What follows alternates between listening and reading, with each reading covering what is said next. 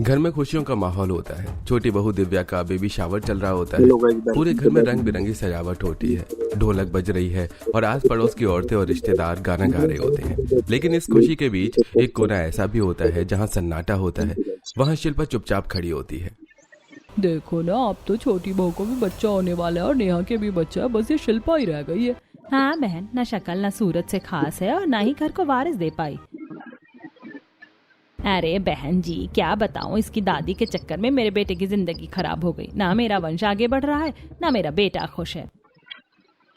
सही कह रही हो आंटी जी, ऊपर से इसके घर वालों ने ढंग का दहेज भी नहीं दिया। बड़ी मनहूस है ये तो। शिल्पा ये सब बातें सुनकर अंदर ही अंदर टूट रही होती है, लेकिन उसके चेहरे पर मजबूरी की चुप्पी होती है। दूसरी तरफ दिव्या की मम्मी उसके पास खड़ी होती है।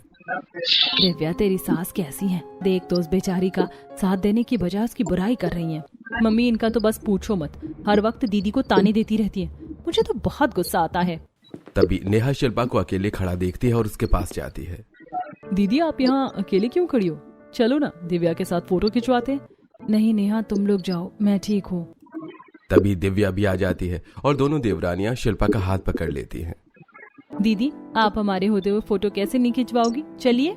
दोनों उसे प्यार से बीच में खड़ा कर देती हैं और तीनों साथ में फोटो खिंचवाते हैं। फिर नेहा और दिव्या झुककर शिल्पा के पैर छूते हुए फोटो खिंचवाती है।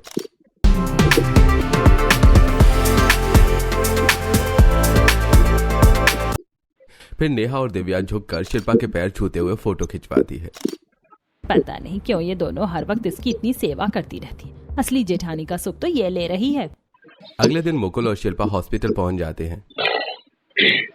शिल्पा के चेहरे पर उम्मीद और डर दोनों झलक रहे थे, जबकि मुकुल बेचैन होकर इधर उधर देख रहा होता है। देखिए, इलाज सही दिशा में चल रहा है, लेकिन अभी कम से कम 1 से 1.5 साल और लगेगा। जब तक इलाज पूरा नहीं होगा, शिल्पा बच्चा कंसीव नहीं कर पाएगी। ये सुनते ही शिल्पा की आंखें नम हो जाती हैं, लेकिन वो खुद को संभालने की कोशिश करती है। क्या मतलब है इसका? पिछले 2 साल से यही सुन रहा हूं मैं। आखिर कब तक ये सब चलता रहेगा? आपको पेशेंस रखना होगा। मुकुल बिना कुछ बोले उठकर वहां से बाहर निकल जाता है। शिल्पा अपनी किस्मत को कोसती रह जाती है। दोनों मुकुल और शिल्पा अस्पताल से घर लौटते हैं। शिल्पा के चेहरे पर उदासी साफ झलक रही होती है। क्या हुआ बेटा, डॉक्टर ने क्या कहा? क्या कहेगा मम्मी, फिर वही बात। अभी 1-1.5 साल और इलाज चलेगा। पिछले 2 साल से यही सुन रहा हूं मैं। अरे बेटा, क्या कहूँ, ये कलमुही किसी काम की नहीं है। शिल्पा ये सुनते ही रोते हुए अपने कमरे में चली जाती है। ये सारी बातें नेहा और दिव्या सुन लेती है। दोनों के चेहरे पर गुस्सा साफ दिख रहा होता है। मम्मी जी, आप हर वक्त दीदी को कोसना बंद करो। इतने ताने देने की कोई जरूरत नहीं है। इंसान आपके तानों से ही मर जाएगा। उनके जीवन में वैसे ही इतनी मुश्किलें हैं, उन्हें समझाने की बजाय आप हर वक्त उन्हें ही गलत ठहराती रहती हैं। तुम दोनों इसकी तरफदारी करना बंद करो, हर वक्त उसकी चमची बनी रहती हो। नेहा और दिव्या एक दूसरे को देखती हैं और बिना कुछ बोले सीढ़ियों की तरफ बढ़ जाती हैं। दोनों देवरानियां शिल्पा के कमरे में पहुंचती हैं। शिल्पा बिस्तर पर बैठी रो रही होती है। रात को शिल्पा अपने कमरे में बैठी फूट फूट कर रो रही होती है। उसकी आंखें लाल हो चुकी थी और दिल में भरा दर्द अब शब्दों में निकलने लगता है। नेहा और दिव्या उसके पास बैठी होती हैं। मेरी क्या गलती है? तुम दोनों के भी बच्चे हो गए, लेकिन मैंने अपनी मर्जी से थोड़ी ना करा है। इलाज चल रहा है, थोड़ा टाइम तो लगेगा ही। दीदी, आप बिल्कुल टेंशन मत लो, हम आपके साथ है ना। मम्मी जी का व्यवहार तुम दोनों के साथ कितना अलग है और मेरे साथ कितना अलग, ये सब बातें मुझे बहुत दुख हो जाती है। तो क्या हुआ दीदी, हम भी कौन सा मम्मी जी से ज्यादा प्यार करते? हम तो आपसे ही प्यार करते हैं। शिल्पा की आंखों में पहली बार थोड़ी सी राहत दिखती है, लेकिन नीचे घर में कुछ और ही चल रहा होता है। नीचे हॉल में कमला, मोहन, मुकुल और प्रियंका बैठे होते हैं। माहौल गंभीर और साजिश भरा होता है। बेटा, मैं तो सोच रही हूँ, जब ना इसके बच्चा हो रहा है, ना शक्ल सूरत से अच्छी है, और वैसे भी तेरी दादी ने अपनी जिद में शादी करवाई थी, तो इससे अच्छा है हम इसका काम ही तमाम कर देते हैं। ये तुम कैसी बातें कर रही हो कमला? मैं आस पड़ोस में मुंह दिखाने लायक नहीं बचूंगा। अरे सीधे सीधे थोड़ी मारेंगे, ऐसे हालात बनाएंगे ये कि खुद ही खुदकुशी कर बैठे। स्टाइल जो बताए आपकी पहचान, हर मौके के लिए खास कलेक्शन तैयार। अपनी वार्डरोब को दें नया अंदाज।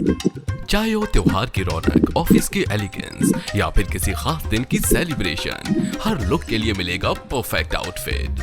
ट्रेंडी डिजाइन्स, प्रीमियम फैब्रिक्स और ऐसे रंग जो आपके कॉन्फिडेंस को करें और भी हाईलाइट। अब इंतजार किस बात का, आज ही विजिट करें इंडीजी स्टोर और अपने फैशन गेम को करें अपग्रेड। वेबसाइट विजिट करने के लिए डिस्क्रिप्शन में दिए गए लिंक पर अभी क्लिक करें और अपना फेवरेट लुक आज ही चुनें। हाँ मम्मी, मुझे इससे छुटकारा दिलवा दो। जब तक ये मेरी जिंदगी में है मैं खुश नहीं रह सकता। वैसे भी ना अपने घर से कुछ लाई है और ऊपर से हमारे घर पर बोझ बनकर बैठी है।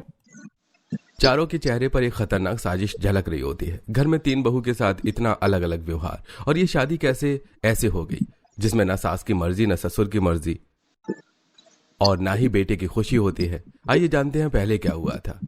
कई साल पहले जब मुकुल सिर्फ 25 साल का होता है, घर में दादी जिंदा होती है और उसकी बात को कोई टाल नहीं सकता था। तब मुझे अपने बड़े पोते की शादी देखकर ही मरना है और इसका रिश्ता तो मैंने कोख में ही तय कर दिया था, तो शादी उसी लड़की से होगी। मेरा बेटा IIT करके आया है और आप उसकी शादी एक गंवार गरीब लड़की से करवा रही हैं। प्लीज कमला मान जाओ, नहीं तो माँ की इज्जत मिट्टी में मिल जाएगी। बाकी 2 बेटों की शादी तुम अपनी मर्जी से कर लेना।